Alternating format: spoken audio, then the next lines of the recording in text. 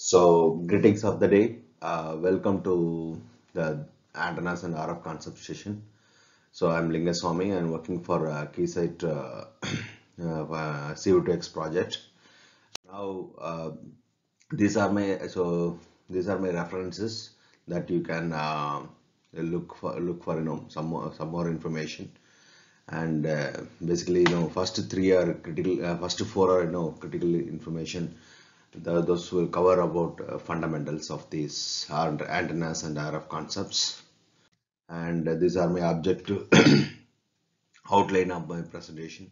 Like electromagnetic and RF fundamentals will be I will be touching upon antennas and some of the basic concepts and some of the unique characteristics that possible characteristics of antennas and some of the classification of unique classifications and followed by the measurement and then applications.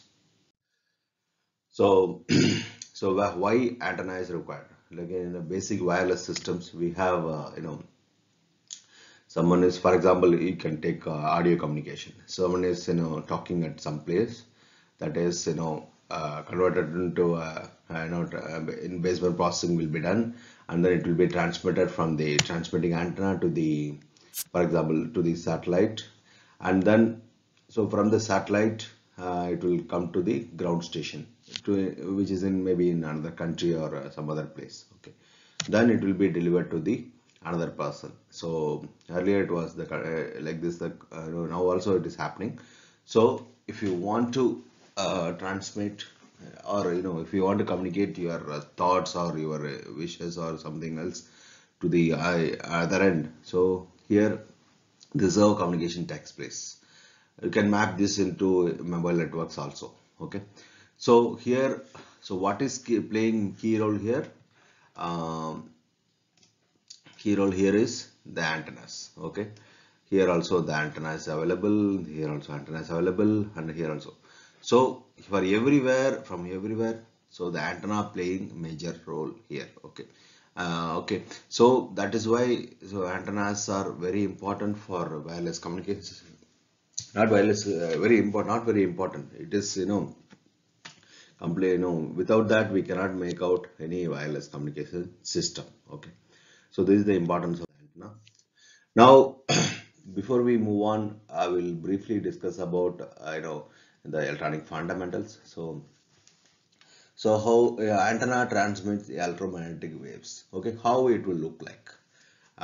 Here, for example, electromagnetic waves will have two components. One is electric field and magnetic field. Okay, so electric field, if for example electric field is in the x direction, then magnetic field will be orthogonal to that. So that is y direction, and direction of propagation will be in this z direction. So how it is calculated? Using right hand thumb rule. Okay, so if your uh, you know pointing finger is for example, if your thumb is in electric field, your magnetic field is in the direction of thumb, pointing finger, then middle finger is the direction of propagations. Okay, so this will be all are sinusoidal in nature, and it has a velocity of 3 into 10 power 8 free space velocity. And so the unique thing is it should be in phase, otherwise it will not propagate. So electric field and magnetic field should be in phase, like it should be, then only it will progress. Otherwise what happens is there will be a coupling will happen. So this will happen when very near to the antenna, where it will not be in phase. So it will be in far field, that we will be discussing later. It will be in phase, electric field and magnetic field. Okay, so electric field is represented by volt per meter and magnetic field represented by ampere per meter. Okay, so this corresponds to electric field corresponds to actually voltage in the circuits, and magnetic field corresponds to a current in the circuit. Okay, so here the free space impedance is 377 ohm, which means in the open space the impedance is 377 ohm. So that we will discuss later. Okay, the here how EM wave will be in free space. Free space is like So these are equations will explain you how it will behave in free space. Okay. For example, let's take this equation. Dou square Ex by dou t square equal to 1 by mu naught epsilon naught, and dou square Ex divided by dou z square. So which means, so what it says, see, the propagation direction, so the electric field will change. For example, along x direction, electric field will change along, so when electric field, when the direction of propagation happens in z direction, electric field keep on changing. It will not be same, because for example, at this point there will be a different electric field, at this point it will be a different electric field. That is what it communicates. Okay, so dou means what? Variation. So per unit, like, at difference actually. So here there will be some at this point, the difference between this point is mentioned over here. Okay, and why we use mu naught epsilon naught is, it's corresponds to medium. So free, now we are considering free space, that's why mu naught epsilon naught. If your wave is propagating within the any dielectric medium, then it will become mu and epsilon. So what is mu and epsilon? Mu is equal to mu naught mu r, and epsilon is equal to epsilon naught epsilon r. Okay, so so these are all the dielectric properties. Free space also we have some dielectrics, so that is properties is defined by these values. Okay, so one more thing, what it corresponds. See, at this point, okay, now we have said that. So at when wave propagates, then the electric field magnitude will keeps on changing. So at the, for example, let us take this point. Okay, this point. So at this point, so one point of time, one value will be there, and another point of time, different value will be there. So that is what it communicates. Okay, so when direction of propagation, when wave propagates in this z direction, so at each point, each time there will be at one particular point, so there will be a different electric field. That is what it communicates. Okay, so that you can simply that hold good for even magnetic field also. So here it is written like this. So for example, if I want to calculate electric field along x direction, E naught is magnitude, and then it will in first term, phasor time, e power j omega t plus beta z. So what was omega t? It is angular frequency multiplied by time. So it will vary with respect to the frequency and time, and at a different instant of time you will get different electric fields. And for example, beta is nothing but your free space constant. So so which is 2 pi by lambda, and z is nothing but your direction of propagation. So phase variation or magnitude variation in the when it propagates in the sz direction is accounted here. Okay, so these are same gold hold for even you can see here ex means we are putting hy, magnetic for magnetic field we are putting hy because it is in y direction. Okay, so this is how it will progress. You can see here. So it's an ideal wave, but it will not be like this because it is same magnitude in both the direction, but in practice it will not be same. So when it propagates along some direction, so it will at different instant of time it will be varying, and also different places the magnitude will be keeps on varying. Okay, so you can see that. So E and B means it's a mu h, which is magnetic flux density only. Okay, so this is how it will propagates. Now, EM wave in lossy medium. So far we have been seeing the free space medium. Free space means what? So there is nothing like no obstacles are there, nothing. So now we are taking into consideration lossy medium. Okay.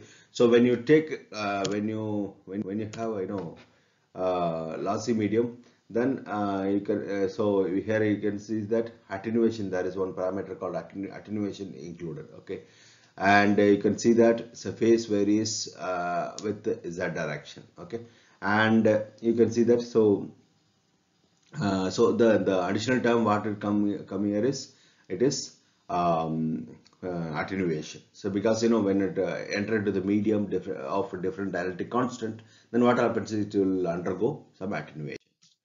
And these are some of the EM laws, which is Gauss law, uh, so some of the laws widely used. Okay, so what it says actually, what is the it will explain the phenomena. Okay, so each law will explain the different phenomena. That's all. Okay, so what Gauss law says for electromagnetism, Gauss law for electromagnetism, what it says, charged particles create electric field. So for example, when you have for example when you have a charge over here, okay, plus and minus two charged particles, then you will feel a electric field. Electric field is nothing but force between these two charges. Okay, so electric field, that's what it will says. Okay, next is Faraday's law. So Faraday's law can also be created by changing the magnetic field. Okay, changing the magnetic field. So electric field can also, so which means what? So when electric field changes, it will also induce the it will, in return it will change the magnetic field also. That's what it says. Okay, and so that's how the propagation happens. So when electric field keep changing, then it will create a magnetic field. Magnetic field will create electric field, like that. It is a coupled one. So that is so Faraday has very very big contribution in this. Okay, so Faraday's contribution is numerous. So after that only the induction motors, DC motors, several motors concept, electrical evolution happened after Faraday's era. And the Gauss law for magnetism, what it says, there is no magnetic monopoles. But in electric, we can say a positive charge. It can emit the electric forces. Okay, but there is no magnetic monopoles. For example, any magnet will have north and south poles. It will not have a simply north pole. Okay, so that's why magnetic monopoles as of now. Okay, but in future someone may invent that there is a monopole like that. Okay, so that's why there is no magnetic monopoles. Next is Ampere's Maxwell's law. First half is nothing but a current create magnetic field, which means what? When current changes. So earlier I said that current in circuits corresponds to magnetic field. So current only creates magnetic field, which means a wire is there, a current is flowing in this wire, then magnetic field will be flux will be created along the wire. Okay. Next is second half is nothing but magnetic field can also be created by changing electric field. So here we say, so Faraday told that electric field can also be created by changing magnetic field. Here it is a vice versa. Okay, so that's what Maxwell's contribution. So he only added Ampere. Maxwell's law simply says this one. Okay, simple Ampere law will have only this contact. But what Maxwell did is that, so he contributed for this part. That is what revolutionized in the electrical engineering domain. Okay, so a magnetic field can also be created by changing electric field, which means what? There is a continuity. So you can see that, changing a magnetic field is creating electric field, changing magnetic field, electric field is creating magnetic field. So which means, it will be a coupled one. Okay. Lorentz first law, electric force is exerted in a charged particle in the electric field. For example, you have a charged particle, so there is a field available in this particular region. Okay, so then it will be exerted to an electric force is exerted, which means what? So some some negative charges might be here, so it will try to attract these things. So it will this charges movement will be happening. That's what it explains. A magnetic force etc. on the charged particle moving in magnetic field. Similarly for case for a magnetic field also. Next is that Maxwell's equations. So that's what just now we have discussed. So again we'll look into it.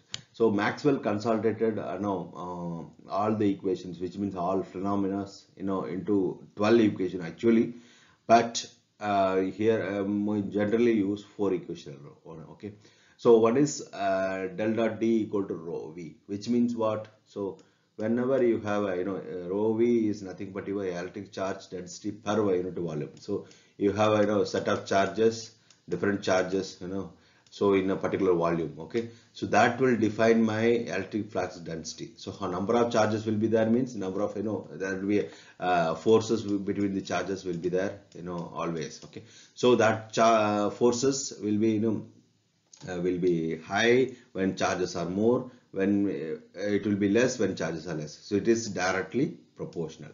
Okay, that's what he This is actually Gauss law for like electrostatistics. Okay, next is Faraday's law, which is dou B by dou T, just how we discussed. Change in magnetic field will induce the change in means what? Dou. Okay, so differential parameter and PDE, partial differential equation, and you can see that change in magnetic field is creating change in electric field, and you can see that this is the Gauss law for magnetism. So there is no magnetic monopoles. That's why there is a north pole or south pole cannot exist alone as of now. But in future it may exist. So that's why we don't have a zero like a magnetic field. Diversified field, it will not be there. Okay, and this is Ampere Maxwell law. Okay, what the first half is nothing but your change in current. Here it is current density. So change in current density will current density will produce magnetic field. The second half of the Maxwell's equation is this one. Okay, change in electric field. D is nothing but your epsilon E. Okay, epsilon E. Okay, so change in electric field will be producing the change in magnetic field. Okay, so if you want to find field the Maxwell's equation is arranged like this. Okay, when you know the charges available in the particular volume, then you can find out the electric field. Once you know electric field, okay, you can able to find out magnetic field. Okay, so once you know magnetic field, then you can find out electric field. So it is a coupled equations. Maxwell's equations are coupled equations. So Coulomb's law, Gauss law, and scalar potential, we can find out E, and if you want to find out directly find out B, which is magnetic field, flux density, you can use this laws. Biot-Savart law. Here you can see that. So from the current you can find out magnetic flux density, and Ampere's law. So you can find out, and also vector potential equation. Okay. So key concepts from Maxwell equations. So what it says, conservation of charge. So law of conservation of energy you might have heard. So what it says that so whenever electric field induced, so then there will be a depletion of charges. Okay, so which means what?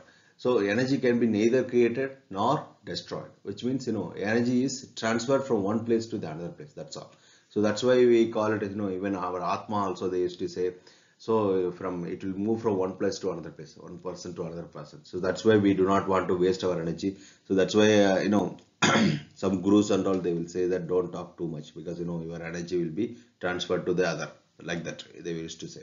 So that's how here also that hold good to our here also conservation of charges. Okay, so when the electric field keeps on when propagation is happening, propagation happens one place to another place, so there will be a depletion of charges at one place. Okay, so for example, some x from x direction to x place to y place it is moving, so the charges at the x place will have a depletion. So which means what? It will be keep on reducing when it moves from x to y. Okay, so time varying electric field and magnetic fields are always coupled. That's what I was explaining. E and H, that is well known. E field originates or terminates in a charge or at infinity, which means what? So if you have positive charge, okay, so electric field forces will originates from these charges, and terminates on a charge. For example, if you have a negative charge here, then it will terminate over here. If you don't have a negative charge here, then it will terminate at infinity. That's what they say.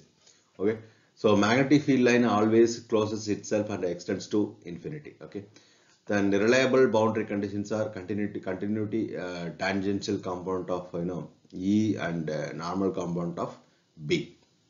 So continuity, tangential component of E and normal component of B. Okay, so which means what? So if you have metal PEC, okay, tangential component, component of E is 0, and normal component of magnetic field is that's 0. That is those are all they used to call it as boundary conditions. Okay, so if you want to consider, that is analysis part, so that's what it is mentioned here. So when you get into computational electromagnetics, then we use these boundary conditions to solve the electromagnetic problem. Now, so we have seen several equations. So equation correspond to mathematics. So why mathematics? That also we need to ask ourselves. So because for example, we have a antenna will have, is having a radiation pattern. Okay. So if you want to analyze this particular antenna, theoretically, okay. So we have to predict the behavior of this antenna in advance. Okay. Then what we have to do? We have to model. For example, if I want to estimate the radiation pattern of this particular antenna. Okay. So this is the radiation pattern. So this I want to model using model. If I want to model using theoretical, then I have to go for mathematics. Okay. So for example, if you want to model this into you know mathematics, for example, I can use cosine function. Okay. So cosine function power by some n power of n. So if you keep on varying, then you can yeah, so one more thing, this is the one cut I have taken. For example, this is the one cut. Okay, it's a 3D pattern. In that, for example, you have a a radiation pattern like this. Okay, like you assume that it is like this. Okay, then in one cut, for example, this is x, this is y. Okay, so the along xy I am taking one cut and then plotted here. So in that case, this EA plane and H plane are estimated using simulation tool or measurement. So this is the model. Okay, this is the plotting model. Okay, so the now I can able to when you can use simple MATLAB tool, and then you can view this one. Okay, so when you keep on changing this power, they can able to match this radiation pattern. And next the people will usually get confusion is use of dB and dBi versus dBd. Okay, so dB means what? It's a unitless quantity, like um, sorry, dB is mainly used to compression of data, because for example, if you want to mention 1000, then you can mention it as 30 dB. Okay, because 10,000 is 10 power 3. If you take logarithmic of 10 log, if you take, then it will become 30 dB. Okay, so instead of mentioning it as 1000, then it will be 30 dB. Okay, so sometimes what happens is, if you want to mention it as a fraction, okay, for example 001, it is minus 30 dB. Okay, so it will be very difficult if you have large number of digits. So in field calculation and all, it will be different numbers will be there. So it is better to have decibel in nature. So we can compress the data. Compress the data means what? Instead of mentioning like this 0, 0, 0, 0 number of zeros. Okay, so for example 10, after that 100 zeros are there, then it will be a 100 dB. That's all. Sorry, 1000 dB. So like that, for example, it's a compression of way of, we can easily represent these values, and then we can easily process. That's why the dB came into picture. And one more thing I want to tell you. For example, if you are asked to in your test cases, you might be asked to calculate the dB and all. Okay, that time what happens is some addition need to be done. For example, 10 dB. Okay, plus some new, so 10 dB, will listen to me carefully. Okay, 10 dB, and sometimes whatever they will give, simply they will give 100. This is the absolute value. If you want to add these two, then what you have to do is, for example, if you do, for example, 10 dB, for this 100 corresponds to what? It's also a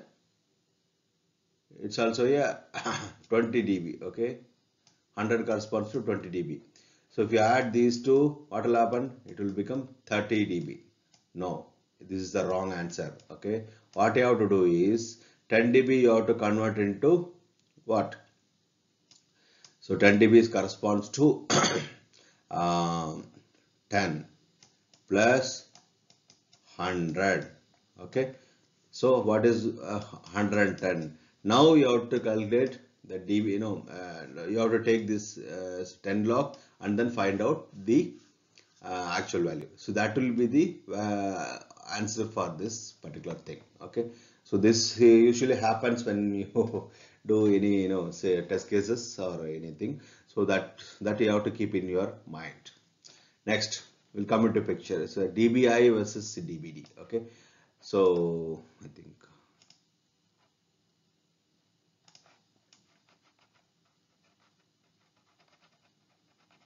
so DBI versus DBD, which means what? This we use in antennas gain calculations. So DBI is nothing but your you have isotropic radiator. For example, this is the isotropic radiator, which is a fictitious source which will radiate in all directions equally. Okay, that cannot be practically realizable. Okay, and so but DBD is nothing but, so what we mean is, say for example, indicates the gain versus isotropic source, which means what? My antenna is having radiation pattern like this. Okay, but isotropic radiator will have equal radiation in all directions, but my antenna will not have equal radiation in all directions. So the difference between these two is, we call it as, in dB, for example, dB we call it as gain. Okay, gain of the particular antenna. For example, some X antenna is here, X antenna is radiating like this, so the difference between these two is my gain. So isotropic antenna gain is nothing but 1 dB. Okay, simply 1 dB. Okay, 0 dB, sorry, 0 dB, 0 dB. So for example, if my antenna is radiating in 7 dB, means 7 minus 0 will become 7 dB. Okay, so dB. Next, we also as this dipole, isotropic radiator cannot be found out ideally. That's why we use dipole as the reference. So dipole is, will have 8 kind of pattern. Okay, in one direction, then circle kind of pattern in other direction. So that case, it kind of a donut. You can see that donut. You can imagine that donut shaped pattern will be there.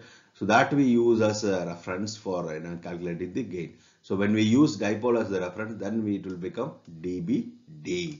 Okay.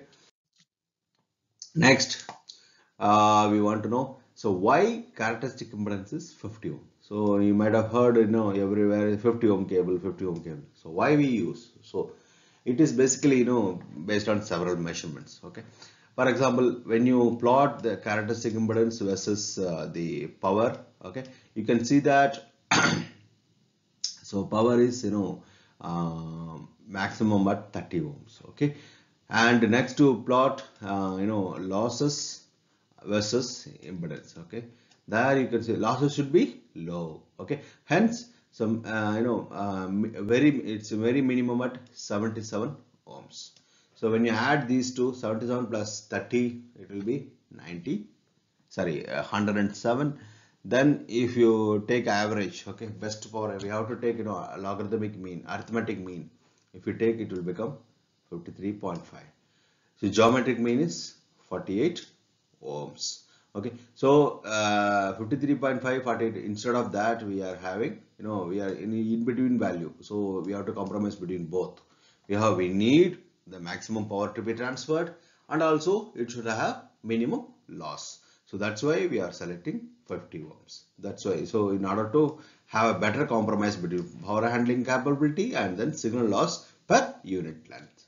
So that's why we go for 50 ohm always. Next is some of the electrical and physical considerations. So one is frequency of operation. So this we used to consider frequency of operation, radiation coverage requirements like gain and beam width.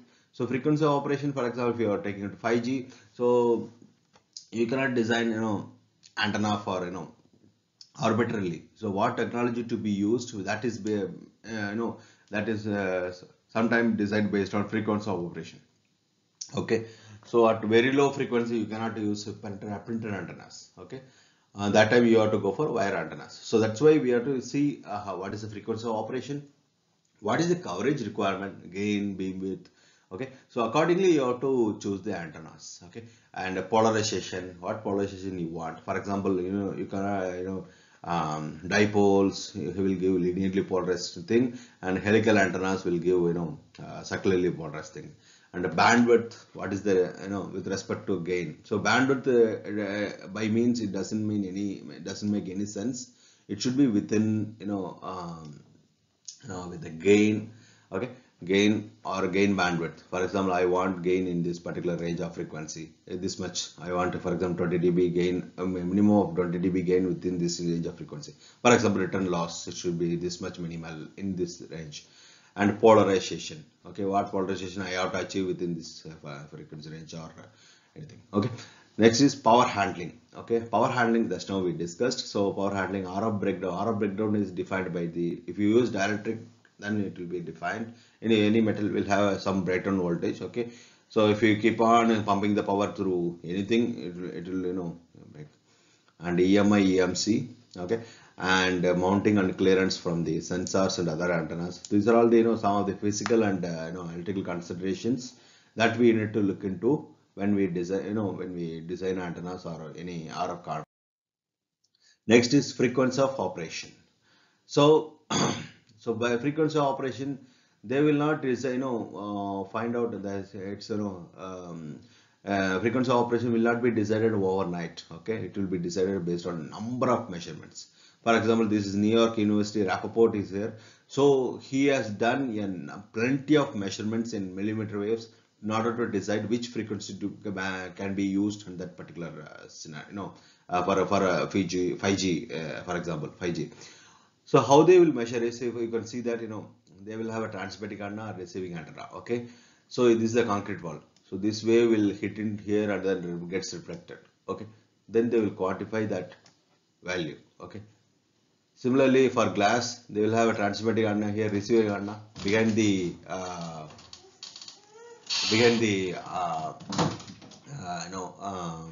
glass. Then they will find out what is the what is the attenuation that is happened, and that is caused by the glass. Okay, and so similarly glass and outer environment, different environment they will measure, and then finally they will come to a conclusion that this frequency some particular frequency can be used for this environment, this kind of environments.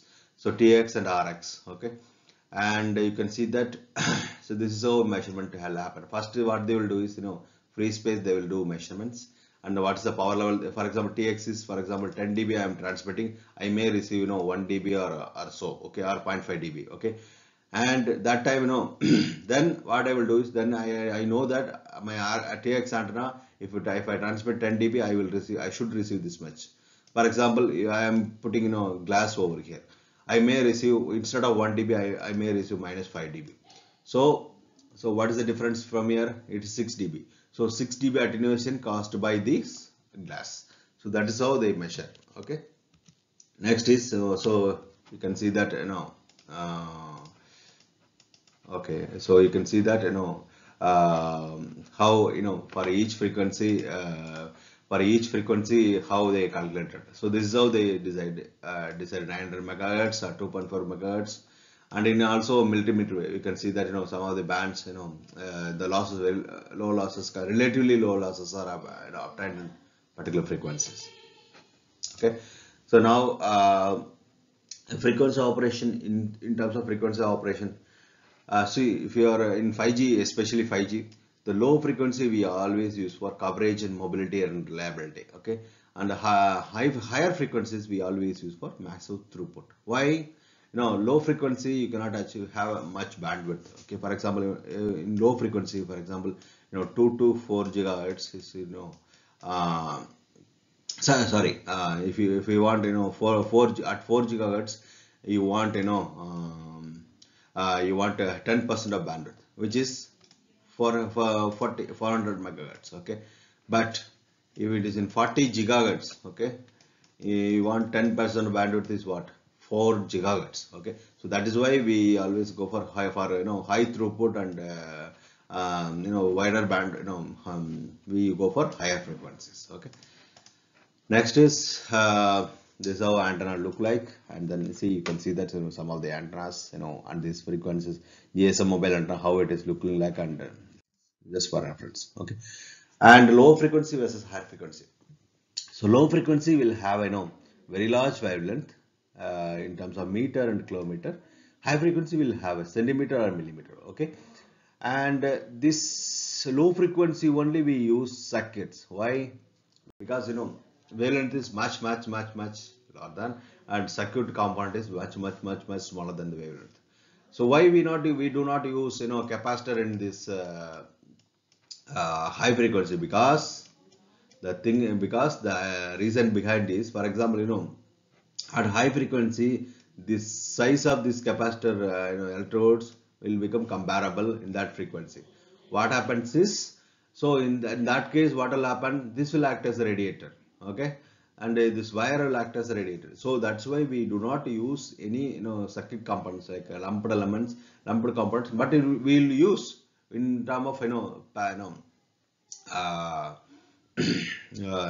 printed form or planar kind of thing, okay, not the normal conventional inductor or capacitor we want to use, okay. And the voltage and current are used, one second. So voltage and currents are used for analysis. Here electric and magnetic fields are used for analysis. So lumped elements we use here at low frequency, and distributed elements we use here. As distributed means what? So it can be MMIC inductor or planar inductor or capacitor or whatever it may be. Okay. And here, if delays happens in delays or phase, if it happens, then we do not mind, because it's a very low frequency, and then delay will be not a problem. So, but in higher frequency, it will be a crucial thing. Next is antenna. Now we are getting into the antenna. So far we have been doing some of the electromagnetic and RF fundamentals, and then so antenna is a radiates or receive electromagnetic waves. It's a transducer actually, between guided wave and then propagating in space. Okay, guided wave propagating in a transmission line. So when you have a transmission line, then it is propagating into the space. So now we can have it's a guided wave, and transmitted in free space. And you can also say it as transducer. S1 means what? Impedance matching circuit parameter. So circuit parameter will be converted to spatial parameter, okay, and also frequency to the angular. You can call different notations. Frequency domain to the angular domain.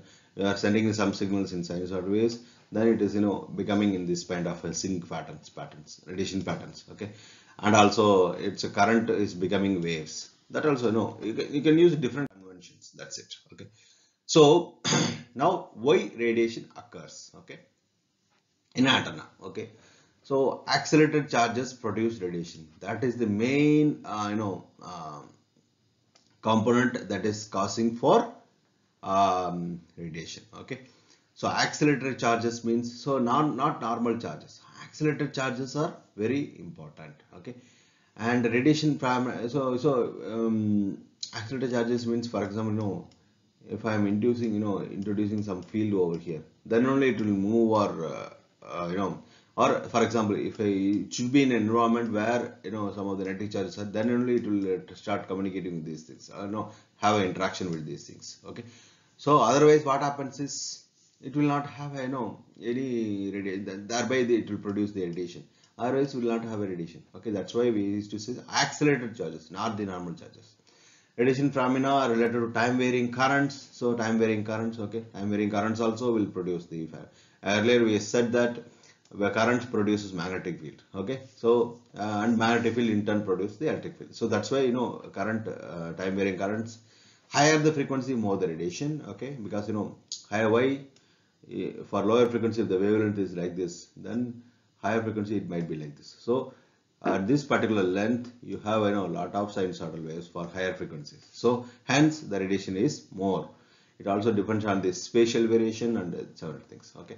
So when you have a dipole, parallel dipole, parallel transmission lines, what happens is plus and minus, you should have defect, otherwise you will not have a radiation, okay. You can see that it's balanced, positive and negative charges are balanced. So when you bend this to like this, okay, what happens? So so here the reason behind this balance is the current flow will be in exactly opposite direction. So both are out of phase. So hence the net field is zero. Net radiation is zero.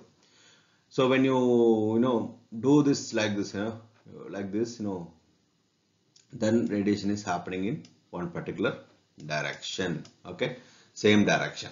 Okay, so that's why this causes the radiation. You can see that you might have seen when when you are sad and you sit in the pond, when you drop a water, we can see the radiation phenomena in pond also. Just a drop a drop a stone, then it will waves are going like this. Okay, that is the isotropic waves. You can ideally see the isotropic waves because it will be equal radius. If there is no disturbance, pure water, then if you drop a stone there, and then you can see waves are going. Okay, so similarly this is for dipole. Various forms of antennas. So you can see that wire antennas, okay, and aperture antennas, and then wire antennas are these are the dipoles and helical and biconical antennas. So so aperture antennas, see, you can see that horn antennas. So horn antenna you might have seen in the your UG programs or TPG programs, but you can see the equivalent to horn antennas, sound and radiation waves, it's all waves, right? So you can see this also a aperture antennas. Okay, so these are the microstrip patch antennas. You can see that, so how it is being done. Next is array antennas. You can see that array antennas are different. They are using dipoles. They are in the electronic warfare antennas. These are all like in a DLRL, I think. So for weather monitoring and forecasting and all. So not weather monitoring. So they used to do for for astronomical applications. And so this, you can see that the equivalent of this is LED light. You can see the array antenna equivalent is LED light. If you have a single LED glowing, then it will not be visible for some distance. But if you have plenty of LEDs, then a certain fashion, a certain arranged in a certain fashion, then you can see that even street light are visible for some 200 to 300 meter. Okay. So and phased array is nothing but about this. So when you change the phase of the current, then current value, then you can see that different. It is glowing in a different fashion. Okay, and similarly you can see that in speakers. Okay, so reflector antennas, you can see that. So this is the corner reflector, and this is the Cassegrain reflector. This is mainly used for astronomical applications or satellite communications. So reflectors we can see in in your car also. So you have a bulb. If you glow the bulb alone, then it will not be visible for some 5 meter also, but 5 to 10 meters. But if you have a reflector backed polished reflector there, then it is visible for 100 meter, 200 meter. So that's why enhancement of gain. Okay. Next is lens antennas. Lens antennas. Okay. Even your eye has a lens antenna. This it will focus the these things. So now antenna parameters. So antenna parameters are one is circuit quantities, which is antenna impedance, radiation resistance, and impedance matching parameters, so which is VSWR and S parameters. Next one is space quantities, antenna patterns, polarization, and beam area, beam directivity. This will explain. We'll see in detail one by one. So radiation. So before we move on to circuit parameters, we will see some of the these are radiation like S parameters. We will see radiation resistance. So radiation resistance is what antenna has certain impedance. So it will have a real part and then imaginary part. Real part corresponds to resistance. Real imaginary part corresponds to reactance. Reactance caused by capacitance and inductance. Okay. So so when it matches, for example, if reactance components are storage devices, it is it is the enemy of radiation. Okay, when you store the field, what will happen? The whatever radiates will be much less than the whatever we are feeding. Okay, so that's why enemies of this radiation is storage devices. Okay, storage components. So we'll have resistive part itself. We have a radiation resistance and then a loss resistance. Okay, radiation resistance is nothing but whenever it radiates, so we'll have a some resistance that is it is not correspond to real resistor. Its resistance corresponds to space coupling via beam to the antenna terminal. Okay, so for example, beam is coupled with the antenna terminal. So that time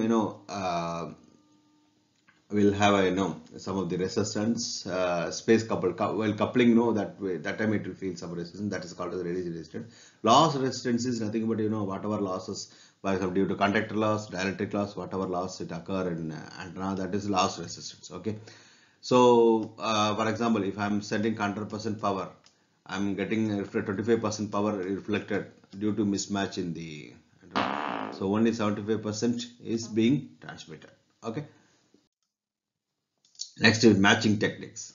So we have to do matching techniques, right? So if you have a too much of 10% or 5% is allowed. Okay, in some application it will be 2% is allowed mismatch. Okay, so what we do is we want to achieve load is antenna terminal load, and this is the characteristic impedance we use for feeding. Then we have to use matching network. What it will do is 50 ohm to, for example, antenna load has 200 ohm. Okay, so 50 ohm to 200 ohm transformation it will do. Okay, matching network. Next is it is made for enhance the power delivery to the load. Okay, if it matches perfectly, then what happens is the maximum power will be transferred. Okay, that is what the maximum power transfer theorem you might have done in your labs. So SNR ratio, hence maximum data transfer. So then minimize the required RF power. Okay, so for example, if you have too much of mismatch, you need to pump more power. So that way we can avoid by using matching networks. So you can see that from this chart, it was posted by Comscope. In website you can find this table. Okay, you can see that. So if your VSWR, and so one more thing, VSWR, return loss, S parameter, all are interlinked. Okay, one we can derive one from other. Okay, you can see that return loss, from return loss you can able to calculate the VSWR. Okay, so 1.1 corresponds to, so reflected power is 0.2% and the transmitted power is 99.8%. So if you have a VSWR 2, that corresponds to 10 dB return loss. Okay, so 89. Okay, 89% of the power is being transmitted, 11% of the power is being reflected back. Okay, so return loss, how it's calculated? Mainly, basically, transmitted power divided by the incident power divided by the radiated power divided by the incident power. So what that difference will give. Okay. Next is antenna efficiency. So total antenna efficiency take into account different losses and different phenomena. For example, radiation losses, conductor losses, so dielectric losses. Okay, and so antenna efficiency means what? Okay, so take into account all losses. Why it is taking into account losses? If your antenna is poorly designed and it has a lot of losses, what happens? So whatever you are feeding to the antenna will not transmit, will not efficiently radiate to the space. Okay, what will happen?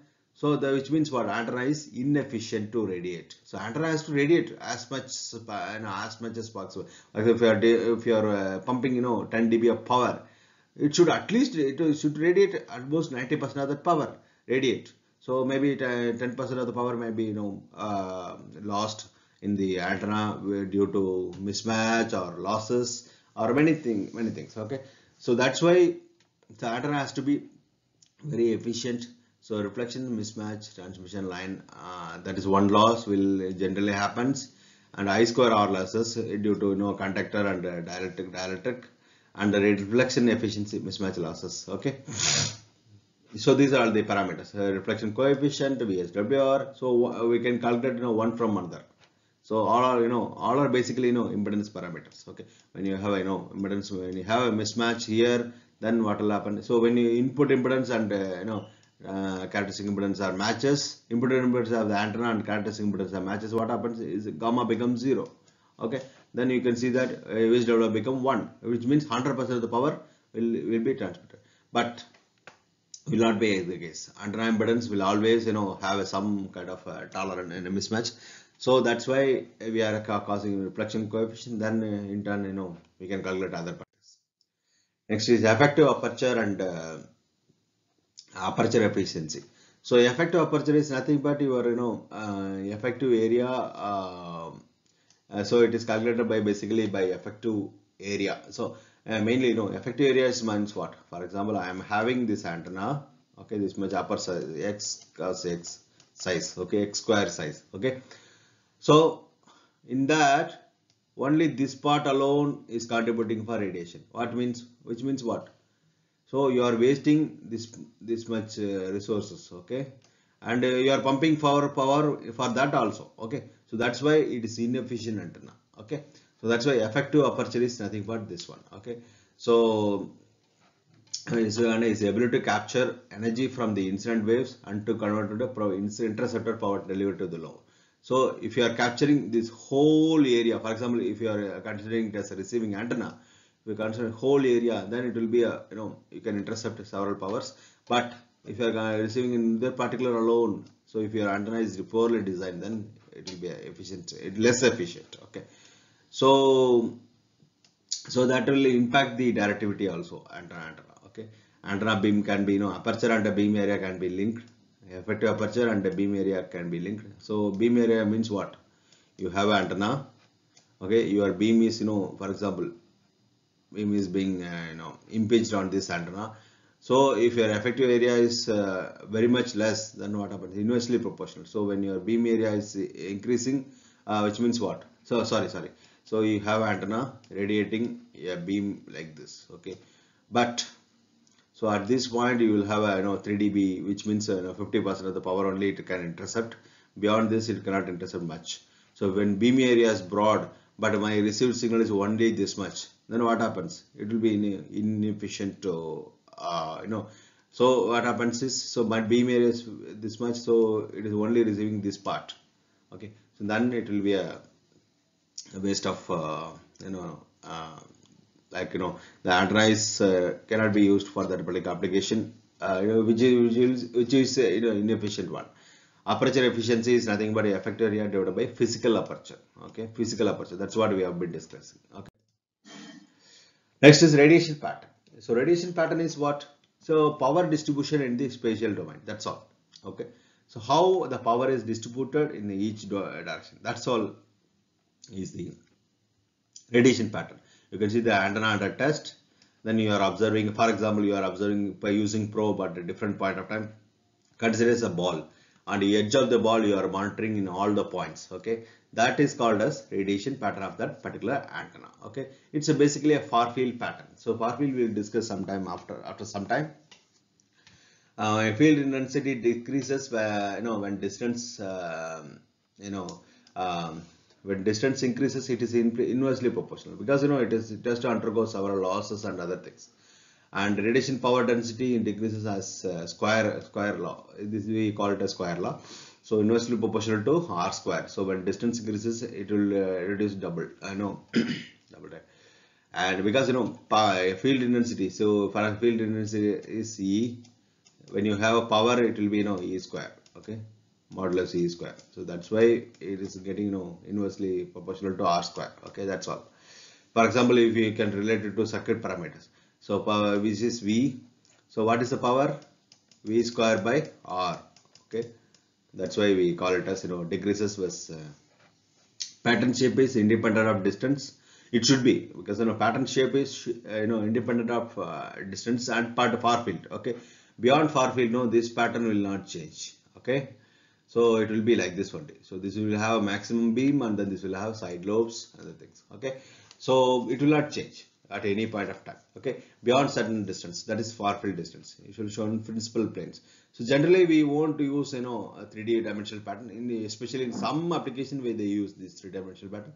But some application we only take two as principal, azimuth and eliminate. Azimuth means what? This is azimuth, xy, along xy.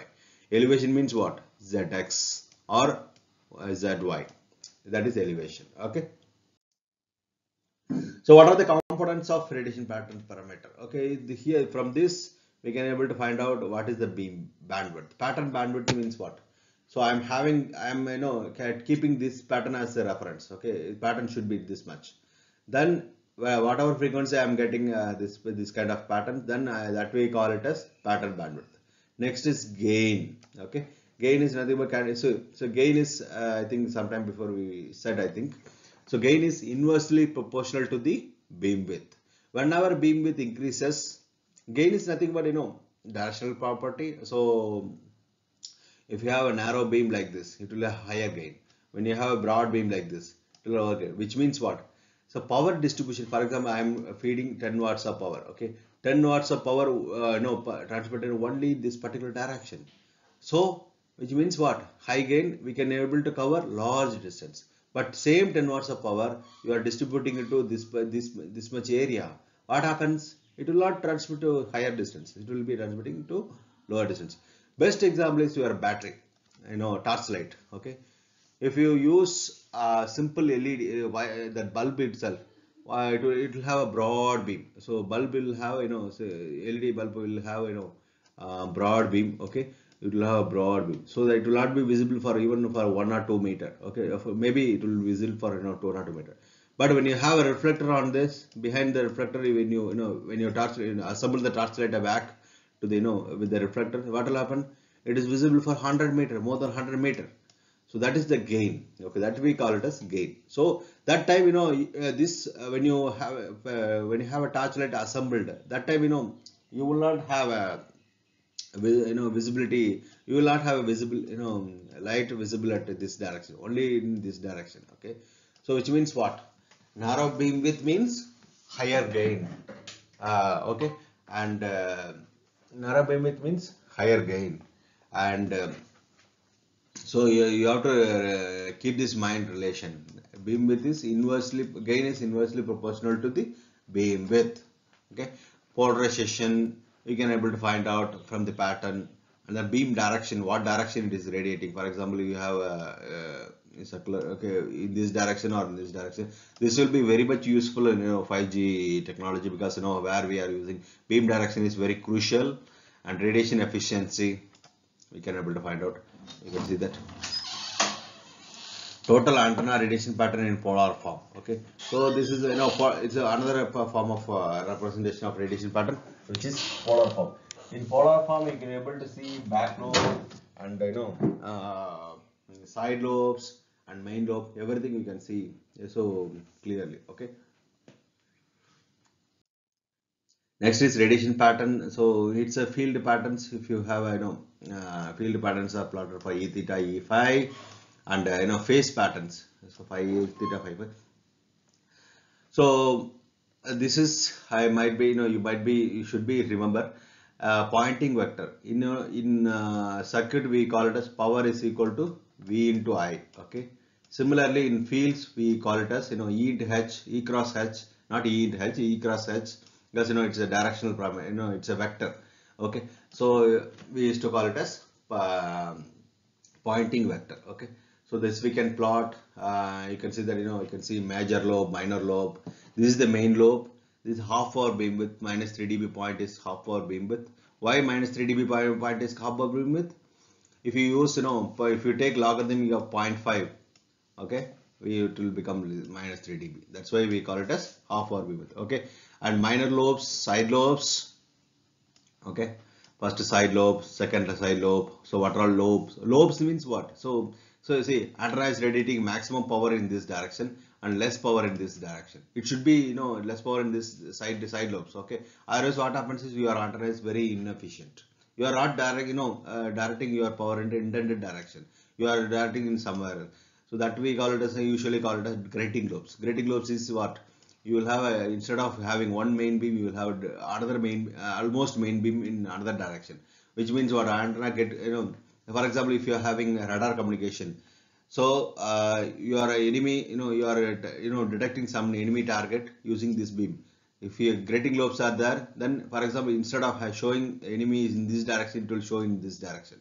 Both directions, you will get confused which one is enemy's target. So that's why, grating lobes are very crucial in so those kind of warfare applications. Okay. So here this formula, you can see that power spectral density. So you can say E square. Why we go? It's this equation is like V square by R. Okay, that's all. Okay, nothing else is there. So theta and phi direction. Okay, so this varies and as a function of theta and phi. Okay, theta and phi. Okay, phi is nothing but will vary in azimuthal plane, and theta is varying in elevation plane. Okay. Next is beam area. So beam area is nothing but your beam area is nothing but your, what power levels, how it is distributed in each point. Okay, so that is, so we used to multiply with sin theta d theta d pi. Why we are multiplying with sin theta d theta d pi? So we are considering this a sphere. So in spherical, for example, you have a sphere, and then you have to, as sometime before I have said, like, azimuth and elevation. So you have to measure in each point. It's actually a spherical coordinates. Okay, and so main beam area how much, and what is the main lobe, minor lobes, everything we can calculate from this radiation pattern. Okay, main lobe efficiency is what? So for example, so main lobe efficiency is this much. So why main beam efficiency is what? So how much is the beam area, total beam area? So how much is the main lobe main beam area? Okay, so based on that you can able to find out what is the beam efficiency. Okay, and you can see that, this case, this is 5G. In 5G we use this kind of thing, like, beam efficiency.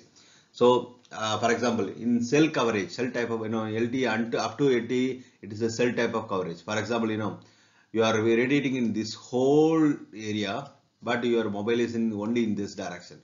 So this area power all wasted. Okay, so which means what? These beam areas are wasted. Okay, that's why in 5G they got that. Okay, beam in a high gain beam. So it will direct only to this mobile.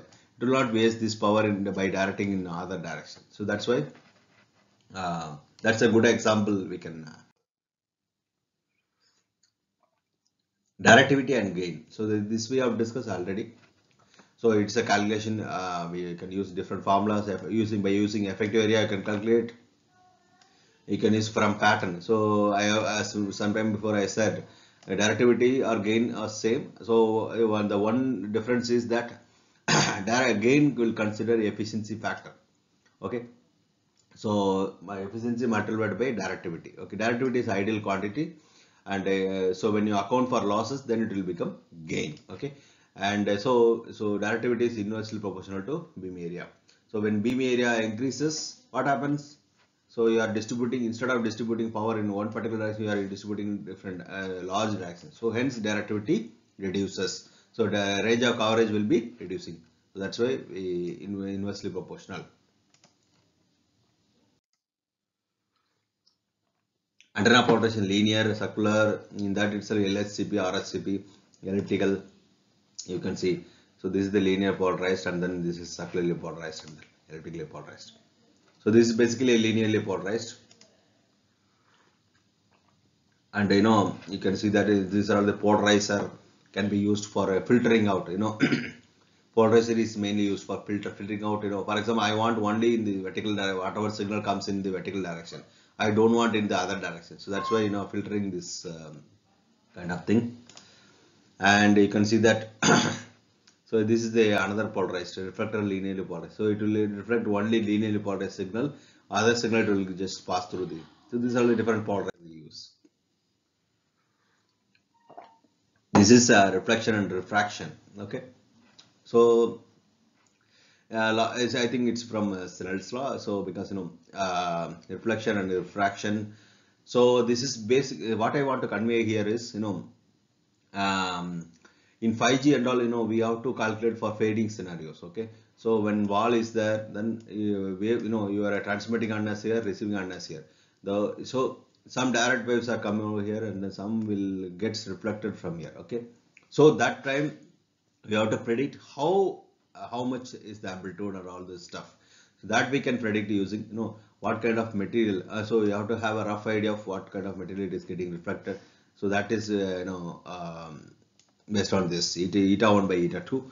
So that is that corresponds to medium. Okay. So based on that medium, we can able to find out how much reflections and how much is transmitted or anything. Okay.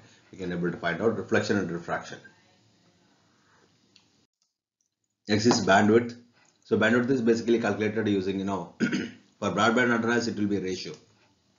For example, 2 to 4 is 2 gigahertz is large. So 4 by 2 is 2:1 bandwidth. Okay.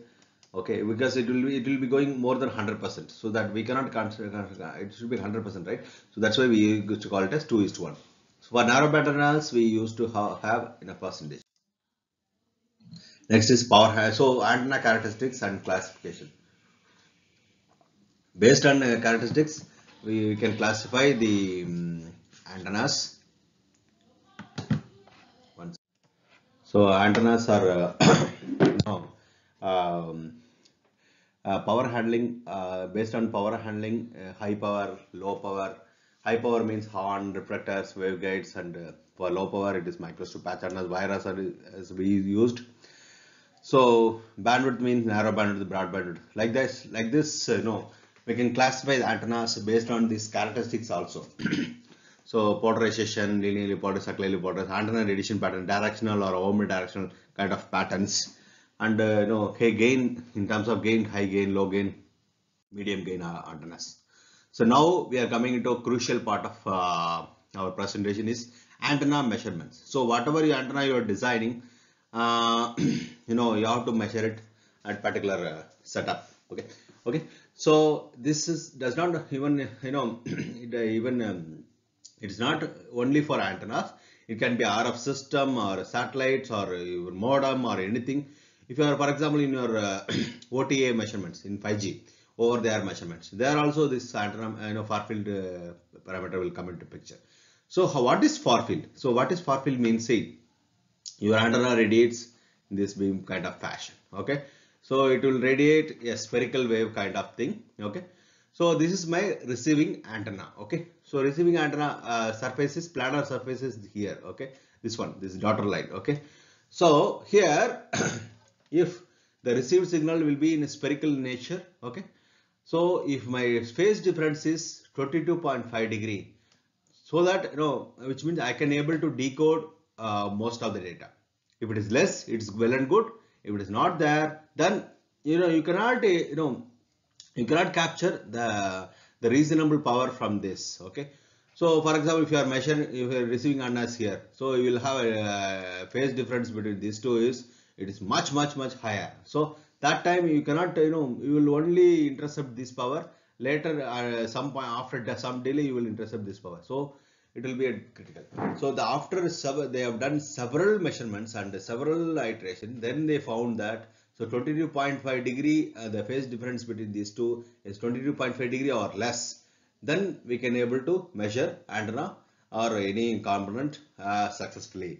Otherwise, it will be not be it will constrained environment. It will be a constrained environment. So that's why how it is calculated. This 2D we used to call it as 2D square by lambda. So how it is calculated? The R1 is nothing but your this distance. Okay, this distance R1. Okay, and this is R. Okay, and R1 square is equal to R square plus D square. Okay, so where R1 is nothing but your R plus lambda by 16. Lambda by 16 corresponds to 22.5 degree. So which means what? So 22. So lambda corresponds to 360 degree. Okay, so if you put divided by 16, then it will become 22.5 degree. Okay, and so then far field distance, if you substitute this value in here and then do some manipulation, and then you can find out 2D square by lambda. So next is, so this is how it will look like. Okay, you can see here that you can see here that so far field and transmitting antenna, receiving antenna is here. So how it is receiving the far field? It is a kind of simulation they have done. The chamber manufacturer they will have a simulation kind of thing. So antenna is rotating like this. How it is, and next is that antenna array. So these are all we'll have any field region have three fields. One is reactive near field, radiative near field, far field. Okay. So reactive near field means it is less than 0.62 square root of d cube by lambda. So where you will have a purely reactive components, because your antenna is here and you are measuring at here. Okay, this will also interact, okay, and it will act as a, for example, two dipoles we are having, it will act as a capacitor at a very low very, if you are very close, okay. So that's why reactive fields will be there, it will not be a clean field. So what I mentioned in the beginning of the presentation, so E and H should be orthogonal and should be in phase. But in these regions, it will not be in phase. It will be out of phase. Maybe out of phase or some other difference. So that's why we are considering far field region. Okay, far field region. There only beyond far field region, this radiation pattern shape will not change. But whereas here it will be keep on changing. So that's why that we can see here. So you can see here. So pattern maximums are this much direction, but later it is stabilizing. You can see here it is getting stabilized over here. Okay. That's what you can see here. Here also you can see that. So here red, green, all the stuff are available, but here you can see it is become blue beyond this point. Okay, and this is how radiation pattern is being measured. These are all the radiation patterns at different cuts. Okay.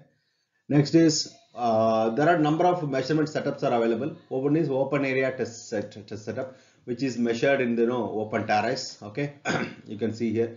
So this is mainly basically used for very large components testing. For example, if you want to measure the defense vehicles or defense tankers, then you cannot keep it. You can keep this in inside the chamber, but something cannot be used moved from one place to another place. Something is getting the logistic issue and also handling issue will be there. So in that case they use open air terrace. The main disadvantage of this particular thing is that it is prone to climatic conditions. Okay, so when sometime you'll have a cold environment and very hot environment and also rainy season, so that time you cannot carry out these measurements. So that time you have to but it is very simple to do, and then less cost, very less cost, because after all you have observers and then do it. Okay, but it has certain discard. So this is the measurement setup. So I was doing in my MTech thesis. I can see that at Samir. Okay. Next is that so you will have a transmitting antenna you connected with the signal generator and a receiving antenna connected with the power. Okay. Next is the anechoic chamber. Next, why we go for anechoic chamber? Just before I mentioned that. So whenever climate is very bad and that time you cannot carry out the measurements. So that's why we are emulating that similar environment inside the room itself. Okay. So there the main problem is when you are having inside the room you will have a lot of reflections. Okay. So distance also constrained. So in order to avoid the reflections we used to have absorbers. Okay.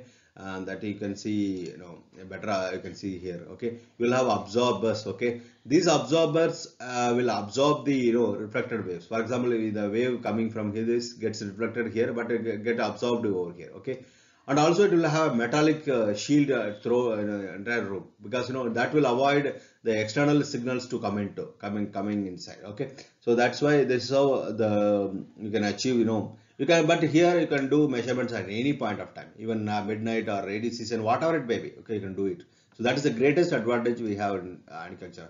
The one limitation is that it is cost involved. Okay, when you have a big chamber, the chamber size is the sample size and frequency range and absorber.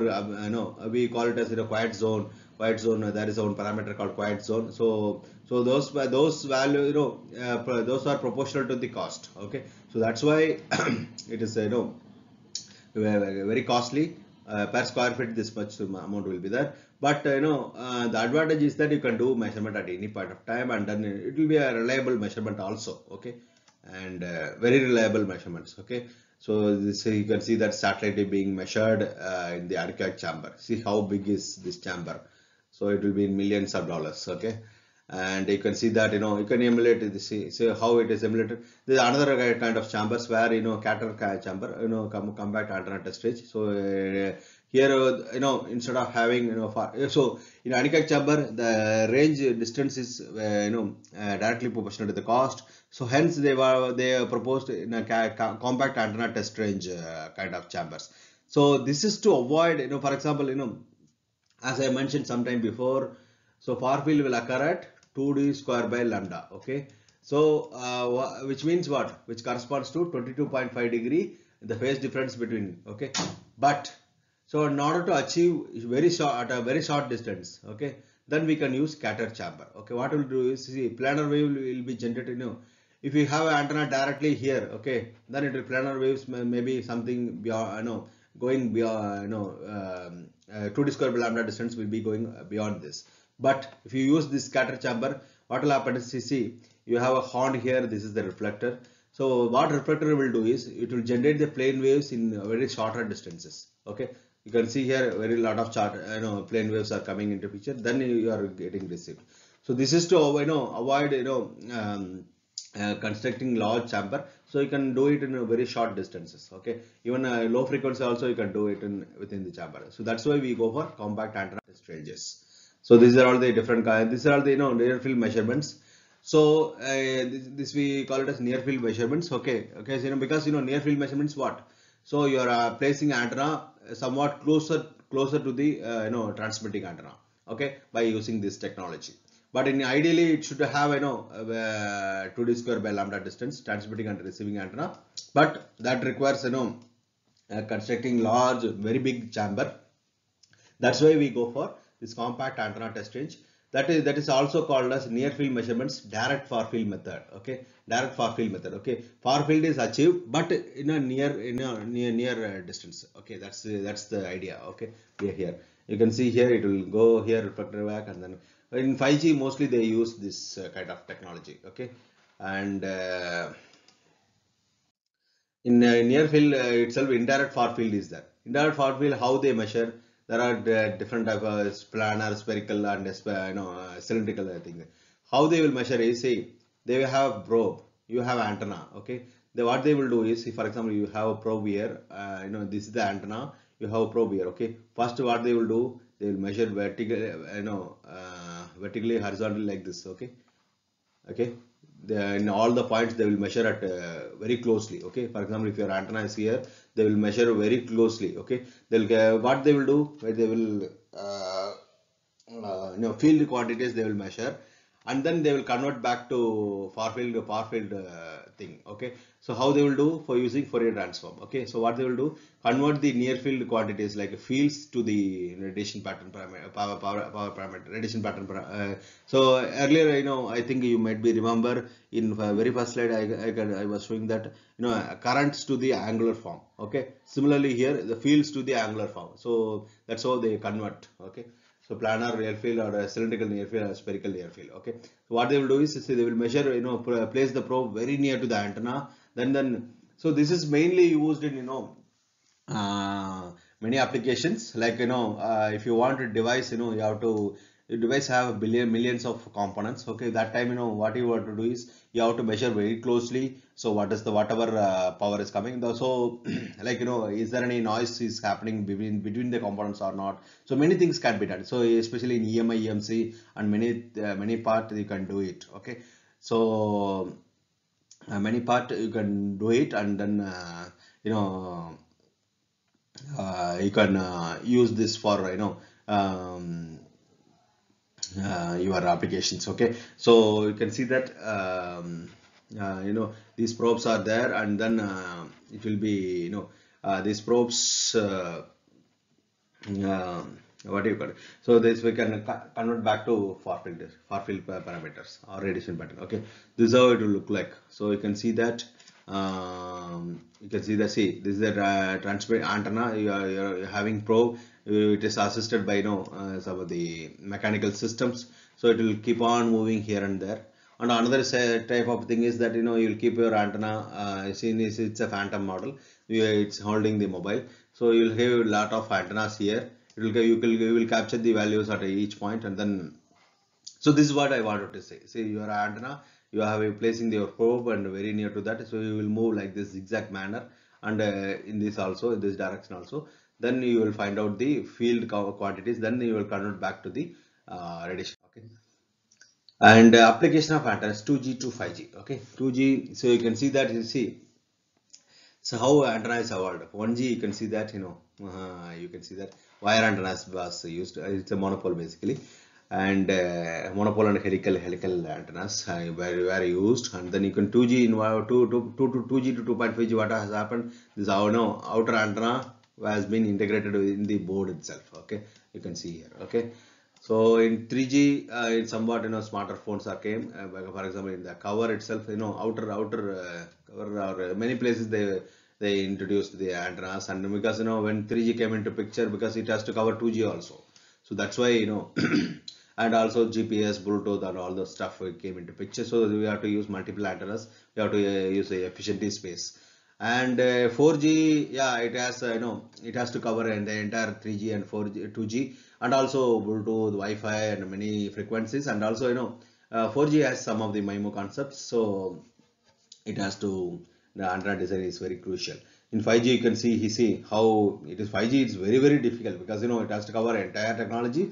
And for example, if you are going for non-standalone mode, it has to at least it should cover 4G antennas, and then MIMO, and diversity, multiple arrays, and 2x2 MIMO, or 4x4 MIMO, and different bands also, FR1, FR2. So in that case, how difficult is the antenna design over here, because it will be limited space.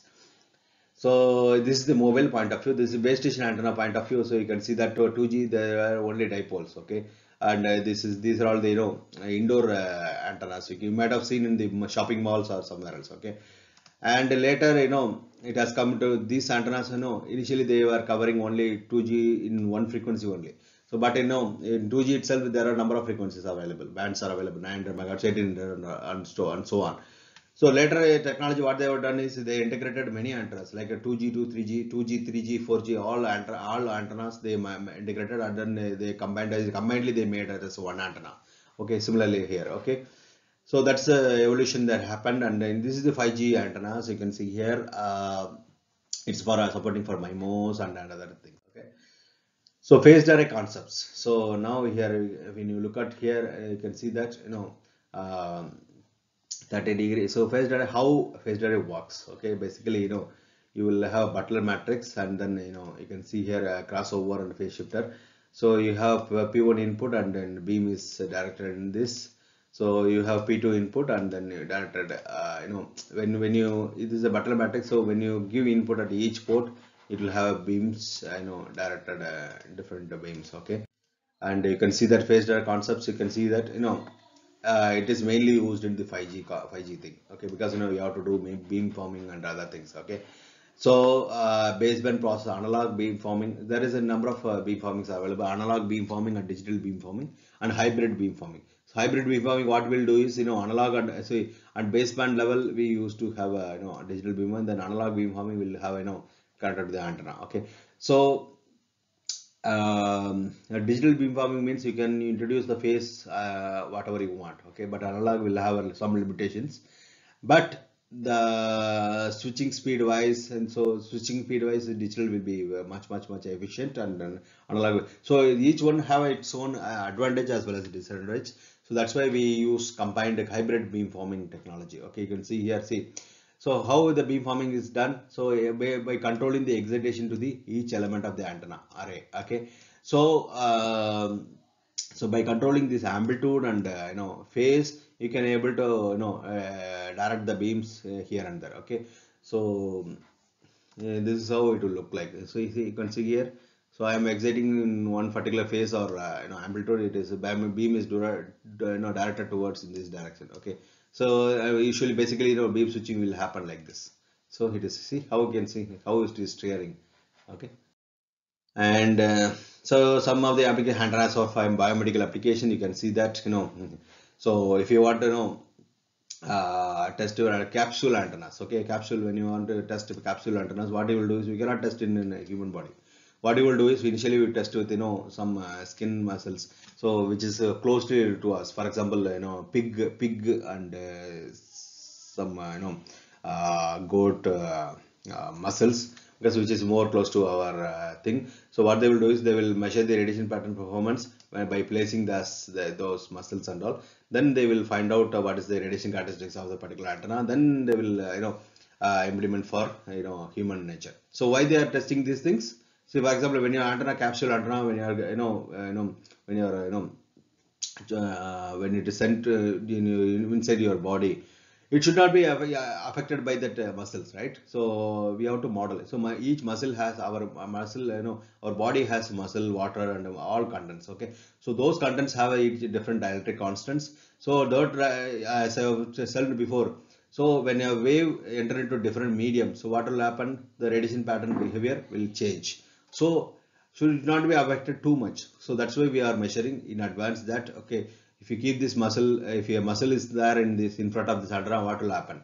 So then only you will come to know, okay, we can, if you are having a very good comparable performance, then only you can go for this antenna physical implementation. Okay, and so see, for example, how the big, I think this is the group from EPFL, EFPL, or Switzerland. So they have done very good job and fantastic job. It's like, they tested pig, they tracked each movement using base station antennas and other things, other stuff. Okay, and some more antennas you can see here. See, so antennas even you can make antennas also. So these are the different antennas, and so some of the simulation softwares like the ADS for 2D structure. Now actually 3D structures also they are doing. HFSS for both 2G, 2D and 3D, and CST, and FICO, EMPRO, LabVIEW, and other softwares are being used. So that comes to an end. Like, so far we have been discussing some EM and RF and fundamentals, antenna characteristics, and some of the classification of antennas based on the characteristics, and then different parameters, and then measurements. So that was a quite interesting topic, and then we have seen a lot of measurement topic, and then applications. So how it is being used in biomedical application, 5G application, that we have covered a little bit. So thank you. If you have a question, please post to me. Okay, thank you.